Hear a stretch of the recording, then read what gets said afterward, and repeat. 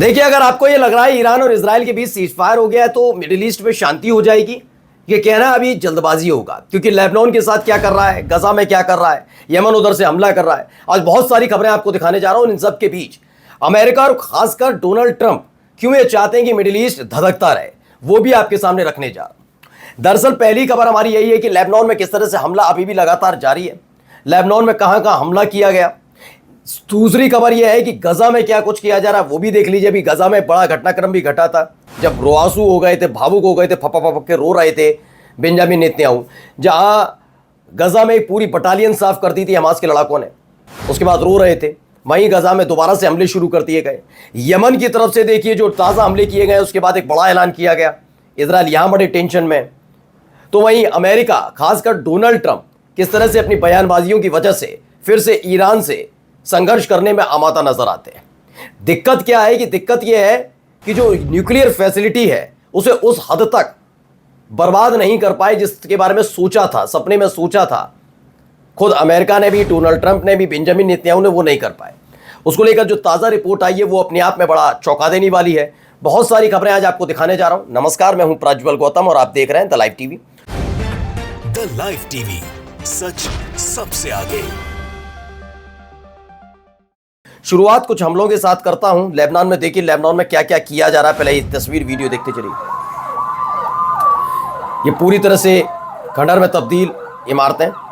ये सोचिए, ऐसा लगता है कि इजराइल को एक चस्का सा चढ़ गया है, ऐसा महसूस अब होने लगा है।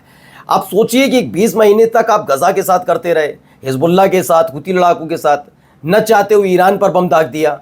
उसके बाद अलग है कि आपकी बोलती बंद हो गई, 14 शहर आपके बर्बाद हो गए, लेकिन अभी भी पेट नहीं भर रहा। सोचिए, एक तरफ सीज फायर होता है, उसके 2 दिन बाद ही लेबनान पर हमला कर दिया जाता है। यह हर जगह हमला करने के लिए जाना जाता है। आप देखिए, एक और वीडियो निकल कर आई, ये दक्षिणी लेबनान से निकल कर आई है। इजराइल के एयर स्ट्राइक में कुछ इस तरह के हालात में बने। नवतिया इलाका है, वहाँ की वीडियो ज़रा देखते चलिए। यहाँ पर भी कैसे देखिए भगदड़ जैसे हालात हैं।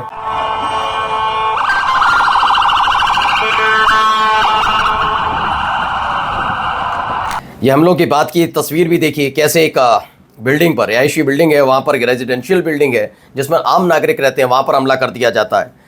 तो ये अलग अलग तरीके से तस्वीरें निकल कर सामने आई हैं। खबर सिर्फ इतनी नहीं है, खबर गजा से भी निकल कर आई है, वो भी आपको दिखाऊंगा। पहले प्रेस टीवी की ये रिपोर्ट देखिए जिसमें हिजबुल्लाह के साथ जो सीज फायर का डील चल रही थी उसके बाद क्या किया गया। The Israeli regime has launched a series of airstrikes in southern Lebanon.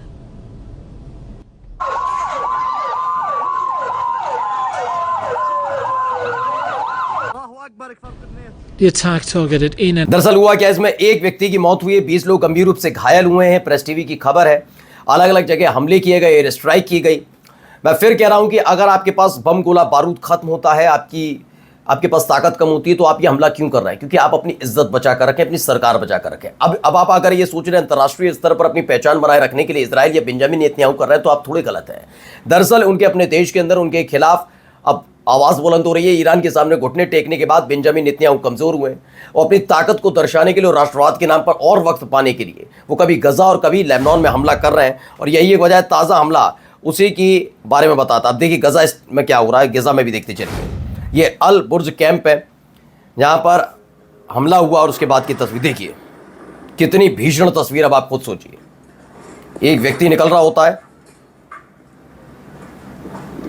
सोचिए हालात क्या है। ये क्या है, अल बुर्ज कैंप है, वहां पर हमला होता है। किसी तरह से जान बचा कर लोग भागते हैं अपनी साइकिल लेकर, कोई साइकिल लेकर, कोई एक लड़का वहां से निकल रहा था, अचानक से वो वहां पर बम गिरता है और देखिए धुआं ही धुआं नजर आता। आप सोचिए, गजा में इस तरह के हालात पैदा किए जा रहे हैं और फिर कहते हैं नहीं हम तो शांति चाहते हैं। शांति वाला देश है क्या? कहीं से आपको शांति वाला देश अगर लगता है तो मुझे बताइए। ये कहीं से भी शांति वाला देश नजर नहीं आता। एक और देखिए, बताया गया Israel forces shot and killed unarmoured. देखिए कैसे, देखिए गोलियां चलाई जा रही हैं आम नागरिकों पर।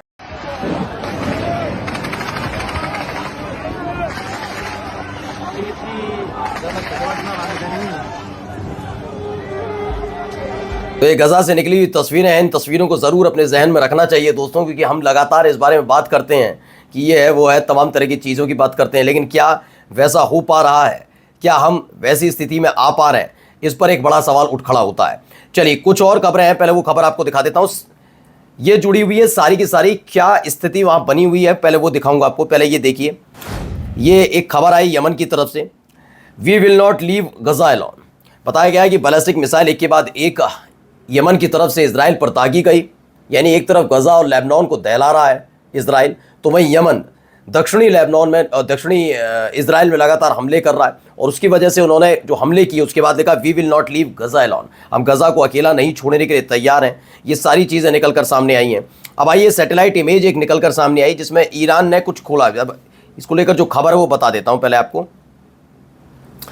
ये सैटेलाइट इमेज से पता चलता है कि ईरान ने इस्वान में एक सुरंग का जो एंट्री पॉइंट है उसे खोल दिया है, और जिसको अमेरिका बमों से निशान बनाए जाने के बाद बहुत गहरा माना जाता था। 26 जून को भारी वाहन देखे गए, हैवी व्हीकल्स वहाँ पर निकल रहे थे। माना जा रहा है कि वहाँ से कुछ महत्वपूर्ण सामग्री और उपकरण हटाए गए हैं। इसका मतलब है कुछ वहाँ पर ऐसा छिपा हुआ था सुरक्षित स्थान पर जिसे हटा दिया गया है, और वो शायद माना जा रहा है कि उपकरण हो या यूरेनियम हो, जो भी है वो हो सकता है कि न्यूक्लियर फैसिलिटी से जुड़े हुए उपकरण भी हो सकते हैं और यूरेनियम भी हो सकता है, ऐसा भी दावा किया जा रहा है।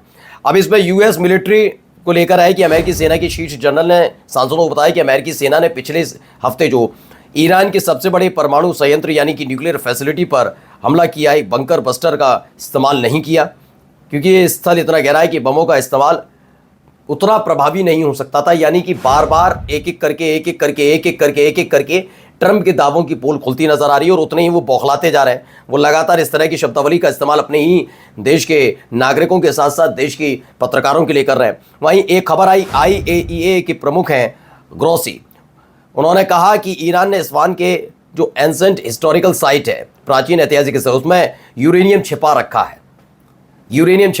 अब IAEA बोल रहा है, ईरान पर तो बोल रहा है, लेकिन IAEA तब नहीं बोला जब उनकी देखरेख में तमाम चीजें चल रही थी और अमेरिका ने उस पर अटैक कर दिया, तब नहीं बोल पाया, तब इसकी बोलती नहीं खुल रही थी। अब आइए, प्रेसिडेंट ट्रंप ने स्ट्रांगली क्रिटिसाइज्ड, किसको? राष्ट्रपति ट्रंप ने ईरान के सर्वोच्च नेता आयतुल्लाह खामेनेई की जीत की घोषणा करने के लिए उनकी कड़ी आलोचना की। देखिए इसमें क्या लिखते हैं, वो ये लिखते हैं कि अमेरिका की वजह से ही खामेनेई साहब बच गए। क्या लिखते हैं? उन्होंने दावा किया कि उन्होंने खामेनेई को मारे जाने से बचाया। उन्होंने कहा कि तेहरान पर एक बड़े हमले को रोक दिया उन्होंने। अच्छा, ट्रंप ने यह भी ऐलान किया कि प्रतिबंध राहत के बारे में कोई भी चर्चा अभी बंद है। उन्होंने ये भी कहा कि उनकी शत्रुता के परिणाम यह है कि एक जलता हुआ उड़ा हुआ देश है जिसका कोई भविष्य नहीं है, एक नष्ट हो चुकी सेना है, अब चौपट हो चुकी अर्थव्यवस्था बता रहे हैं, चारों तरफ मौत बता रहे हैं ईरान के। तो ऐसे ऐसे बयान देंगे और आप कहते हैं कि सीज फायर बड़ी आसानी से आपके कहने पर हो जाए, तो हो नहीं सकता। चलिए पहले ईरान को देखकर मैं ईरान की एक क्लियर बात कहूंगा, ना मैं उनका बहुत बड़ा फैन हूं ना बहुत सारी चीज़ है, लेकिन एक ईरान की बात समझिए। ईरान ने एक बात स्पष्ट शुरुआत से रखी, जैसे गजा ने रखी। गजा पर जब हमले हुए उन्होंने खुलकर बताया कितने बच्चे की मौत हुई, इजराइल के हमले में क्या क्या हुआ। ऐसे ईरान ने बताया कि हमारे इतने लोगों की मौत हुई। इजराइल की तरह नहीं कि आप छिपा रहे हैं, नुकसान छिपा रहे हैं, लोगों की मौत छुपा रहे हैं। यहाँ पे देखिए, यहाँ बताया गया 60 लोगों की जो ईरान में शहादत होती है उसके बाद उनका जनाजा निकाला गया, पूरा का पूरा तेहरान यहाँ पर इकट्ठा हुआ, उन्हें श्रद्धांजलि देने के लिए उनके जनाजे में इकट्ठा हुआ। ये इजरायली स्ट्राइक में 60 ईरानियों के मौत के बाद का उनका जनाजा उठा, उसके बाद की तस्वीरें उनकी तरह नहीं है, मैंने कहा ना। अब आइए ये आदमी ये क्या कह रही हैं, जरा सुनिए। דיברת על הבלתי מעורבים בעיניכם, וכמישהי שהייתה בבתים של אזרחים במרכאות, כולם שם, זה אפילו לא תומכים בחמאס, הם חמאס. ילדה בת 3 שהייתי איתה, היא חמאס, ואני אסביר לך למה. सोचिए क्या कह रही हैं, इनको जरा भी आपको बताता हूँ। ये कह रही हैं कि इन्होंने एक बच्ची को देखा वहाँ पर और इन्होंने ये बताया उसके बारे में कि देखिए क्या कहती हैं। ये कहती हैं कि अगाम बर्गर हैं जो अब तक हमास के कब्जे में थी, अभी इजरायली प्रिजनर जो छोड़ी गई, उन्होंने गजा को बताया कि गजा में बड़े ही नहीं, छोटी छोटी बच्चे भी ना, 3 साल की बच्ची पर आरोप लगाए कि वो गजा के एक एजेंट के तौर पर काम करती है। वो बताते हैं कि वो एक खेल खेलती है जिसमें वो इजरायलियों को मारने वाला खेल खेलती है। उसका एक और भाई है 5 साल का, उसके हाथ में AK-47 थी, वो उसका प्रशिक्षण ले रहा था। ये तमाम बातें कौन कहता हुआ नजर आ रहा है? ये इजरायली प्रिजनर थी जो अभी तक गजा में रह रही थी, अभी हाल ही में छोड़ा गया, जानकारी देती हैं। सोचिए, अब मैं इन्हीं से एक सवाल पूछता हूं कि अभी हाल ही में आपको याद होगा मैंने एक वीडियो दिखाई थी जिसमें एक हट्टा कट्टा यहूदी, एक 2 से 4 साल का बच्चा था, उसे एयरपोर्ट पटक देता। आपने देखा होगा कैसे बुरी तरीके से, क्यों? क्योंकि वो सिर्फ ईरानी था। तो इनकी अपने देश की मानसिकता, अपने देश के लोगों की मानसिकता पर भी थोड़ा विचार इन लोगों को करना चाहिए। अब आइए गजा को लेकर क्या कहा जा रहा है, पहले इनको सुन लीजिए। ट्रम्प क्या कह रहे हैं। Often asked, and I think it's close. I just spoke with some of the people involved. It's a terrible situation that's going Gaza. He's asking about. दरअसल ट्रम्प अब कह रहे हैं कि गजा में बहुत जल्दी ही सीज फायर होने जा रहा है, माना जा रहा है अगले हफ्ते तक वहां पर सीज फायर हो जाए, इस तरह का दावा इनकी तरफ से किया गया है। तो वहीं खामेनेई साहब के लिए तो मैंने आपको बताया कि ऐसे शब्दावली का इस्तेमाल ये करते नजर आ रहे हैं। दूसरी तरफ अलग अलग जगह से खबरें निकालकर मैं आपके लिए लाया हूं। देखिए अब एक ताज़ा खबर और आपको बताता हूं, ये देखिए खबर आई है, the US has halted all trade negotiation with Canada. ये कनाडा को लेकर आया, अमेरिकी डिजिटल सेवा कर के कारण अमेरिका ने कनाडा के साथ सभी व्यापार वार्ता रोक दी। अगले 7 दिनों तक कनाडा पर नए टैरिफ की घोषणा की जाएगी। ट्रंप ने कहा कि अगर ईरान ने परमाणु बम बनाने के लिए पर्याप्त मात्रा में समृद्ध यूरेनियम हासिल कर लिया है तो बिना किसी सवाल के ईरान पर फिर बमबारी करेंगे। वहीं इजराइल के रक्षा मंत्री हैं कैट्स ने कहा आईटीएफ को ईरान में आईटीएफ हवाई श्रेष्ठता को लागू करने, ईरान के परमाणु कार्यक्रम, बैलिस्टिक मिसाइल उत्पादन को रोकने और इजराइल के खिलाफ आतंकवादी गतिविधि का समर्थन करने वाले ईरान का जवाब देने के लिए एक योजना बनाने का आदेश दिया है। यानी अभी भी आग सुलगी हुई है, ये कभी भी हमला करके करेंगे तो ईरान भी उसके लिए तैयार बैठा हुआ है। वहीं एक स्पोक्स पर्सन है जो खास तौर पर संयुक्त राष्ट्र एजेंसी के प्रवक्ता, उन्होंने कहा गजा में नए सहायता केंद्र मौत के जाल हैं। गजा में नए सहायता केंद्र जो है मौत के जाल हैं। गजा पट्टी जो ये दुनिया है, ये ज़मीन है, इस पर सबसे भूखी जगहों में से है कि वहाँ खाना नहीं पहुँच पा रहा है। अब एक वीडियो पहले देखिए।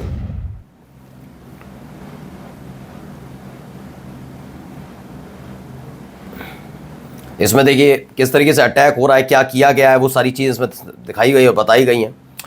इसको लेकर जो दावा है वो मैं आपको बता देता हूँ। इसमें आईआरजीसी से जुड़े ईरानी सूत्रों ने ऑपरेशन ट्रू प्रॉमिस 3 के दौरान इजराइल के हाइफा उरी माइकली हवाई अड्डे के पास एक लक्ष्य पर हमला करने से कुछ क्षण पहले हज कासिम बसीर ईओ आईआर MRBM के POV के फुटेज सबके सामने रखे हैं कि इस तरह से वहाँ पर हमला किया गया था। तो इसके अलावा देखिए खबर एक और, डोनाल्ड ट्रंप ने एक निजी वकील के माध्यम से CNN और न्यूयॉर्क टाइम्स के एक खुफिया रिपोर्टिंग के लिए एक कानूनी धमकी भेजी है जिसमें अमेरिकी सशस्त्र बल द्वारा ईरान की परमाणु सुविधाओं को नष्ट करने को नाकाम बताया गया था, जिसमें दोनों आउटलेट से माफ़ी मांगने और मूल रिपोर्ट को वापस लेने की मांग की गई है। उनसे कहा गया है कि जो खबर चलाई उसे वापस लीजिए थी, कि डराया धमकाया जा रहा है, इतना डरे हुए हैं डोनाल्ड ट्रंप। वहीं अलेक्जेंड्रा ब्रोटे ने न्यूयॉर्क टाइम्स को एक पत्र भेजा जिसमें दावा किया कि अमेरिकी हमलों ने ईरान की परमाणु क्षमता को स्पष्ट रूप से समाप्त कर दिया। ये बात मानी जाए, ईरान की परमाणु सुविधाओं और न्यूयॉर्क टाइम्स की रिपोर्ट ने जनता और पेशेवर समुदाय की नज़र में राष्ट्रपति ट्रंप की विश्वसनीयता और अखंडता को कमज़ोर किया है। CNN ने पुष्टि की कि उन्हें एक ऐसा लेटर मिला कि हाँ मैं लेटर मिला है, हमें धमकी दी जा रही है कि कानूनी कार्रवाई करेंगे, वरना आप जो खबर आपने दिखाई उनको वापस लीजिए। अब सोचिए इस तरह के हालात वहाँ पर पैदा किए जा रहे हैं। और यहाँ पर क्या हो रहा है, अमेरिकी सीनेट ने ईरान के संबंध में ट्रंप की युद्ध शक्तियों को सीमित करने के लिए एक बिल आया था, उसे ये खारिज कर दिया है। यानी कभी भी हमले के बारे में जो बात कही जा रही थी वो किया जा सकता है, ऐसा दावा वहाँ पर किया जा रहा है। तो अब आप सोचिए वहाँ पर क्या क्या इस तरह के हालात बने, क्योंकि जो लोग कह रहे हैं ना कि मिडिल ईस्ट में सब कुछ शांत हो गया, मिडिल ईस्ट में भी शांत नहीं हुआ। मिडिल ईस्ट में भी काफ़ी कुछ होना बाकी है। कई मिडिल ईस्ट के ऐसे देश हैं जहाँ पर US बेस बना हुआ है, वो नाराज़ चल रहा है, वो चाहता है कि यहाँ से अब धीरे धीरे यहाँ से इनका US ट्रूप भेज दिया जाए। वहीं अमेरिका अपनी पकड़ मजबूत करने के लिए इजराइल का साथ दे रहा है, और इजराइल क्या कर रहा है, लेबनान और गजा में अपनी खींच निकाल रहा है जो ईरान से उसे हार मिली। यानी अभी भी मिडिल ईस्ट में सब कुछ ठीक ठाक नहीं है। नमस्कार। द लाइव टीवी, सच सबसे आगे।